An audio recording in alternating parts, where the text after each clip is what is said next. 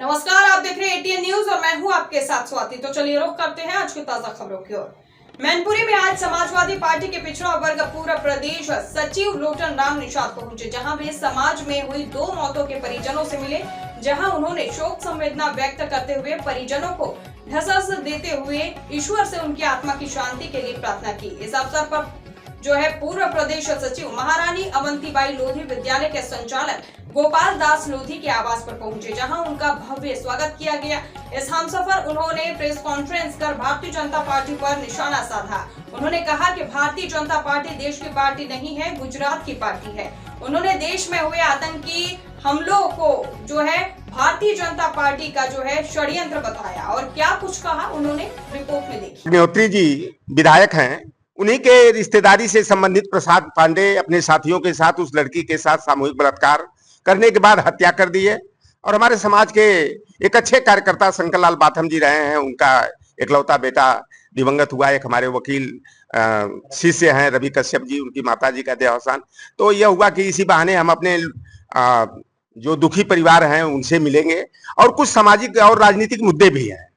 आप देख रहे हैं कि जैसा बिहार में अखिलेश यादव जी का पदार्पण होता है, राहुल गांधी जी और तेजस्वी यादव स्टालिन के साथ मंच साझा करते हैं, तो उत्तर प्रदेश की राजनीति में बौखलाहट पैदा हो जाती है और भारतीय जनता पार्टी के लोग तरह तरह के कटाक्ष और ओछी हरकतें करते हैं। आप देखे होंगे कि जो राहुल गांधी के मंच से जो व्यक्ति रिजवी करके है, बेशक वो मुसलमान है, लेकिन भारतीय जनता पार्टी का वो पालित और पोषित है। और Bharatiya Janata party pre plan योजना के तहत मुद्दे को डाइवर्ट करने के लिए, हिंदू मुसलमान के नाम पर नफरत पैदा करने के लिए रिजवी को मोहरा बना करके मोदी जी की माता जी को गाली दिलवाने का काम किया। और इसके बाद भारतीय जनता पार्टी कांग्रेस कार्यालय पर जिस तरह से गुंडई की भाषा का प्रयोग करते हुए लाठी डंडा लेकर पहुंचते हैं, तोड़फोड़ करते हैं। उससे पहले भी जो प्रचार किया गया मीडिया, गोदी मीडिया के माध्यम से, हम तो गोदी मीडिया हमारे जैसे लोग उस पर विश्वास ही नहीं करते। तमाम सोशल और डिजिटल प्लेटफॉर्म हैं, चाहे यूट्यूबर्स हैं, जो कि सच बातों को जनता तक पहुंचाने का काम करते हैं, वो धन्यवाद के पात्र हैं। जिस तरह से भारतीय जनता पार्टी आरएसएस के लोगों ने प्रचारित किया कि जैसे मोहम्मद के 3 आतंकवादी बिहार में पहुंच रहे हैं, और ये साफ हो गया। कल का एक वीडियो क्लिप मिला है, एक पुलिस वाला कहता है कि भारतीय जनता पार्टी वाले आए हैं, उनके वो बम लेकर के आए हुए हैं। आप लगातार ब्रिटिश सरकार पर अंकुश लगा रहे हैं, बात कर रहे हैं, आरोप लगा रहे हैं, आरोप कर रहे हैं कि भारत मतलब सत्तावादी 3 उग्रवादी या फिर कौन है ये 3 उग्रवादी। आप देखे होंगे कि लोकसभा चुनाव 2019 का जब चल रहा था, जो भारतीय जनता पार्टी कहती है कि परिंदा भी पर नहीं मारेगा। पहले कहते थे मनमोहन सिंह की सरकार में कि आतंकवादी कहां से आते हैं, तो दिल्ली दरबार से आते हैं। तो ये पुलवामा की घटना हुई 14 फरवरी 2019 को। लोकसभा का चुनाव आसन्न था। राजनीतिक लाभ लेने के लिए, छद्म राष्ट्रवाद की भावना में जनता को बेवकूफ बनाने के लिए उसका राजनीतिक लाभ भी लिए। और कहा जाता है ना कि जब कुत्ते के मुंह जब खून लग जाता है तो बार बार कि मांस की तलाश करता है।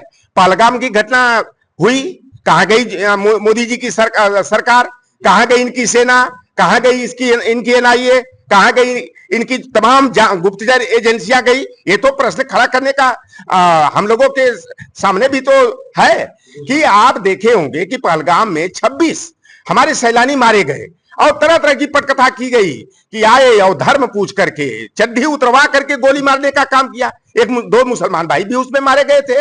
और जो वीडियो स्क्रिप्ट हम लोगों ने भी देखा, वो आ रहे हैं धड़ाधड़ मारते जा रहे हैं। वही 15 फरवरी को घटना 15 अप्रैल को वहां पर जाते हैं निशिकांत दुबे जी अपनी मैरिज एनिवर्सरी मनाने। तो वहां पर चाक चौबंद 4 लेयर की सिक्योरिटी जोन बनाया जाता है। लेकिन जब 22 अप्रैल का मामला आता है, जिस दिन यह घटना होती है पहलगाम की, तो सेना को कहां हटा दिया गया? जितने चेक पोस्ट थे उनको निष्क्रिय क्यों किया गया?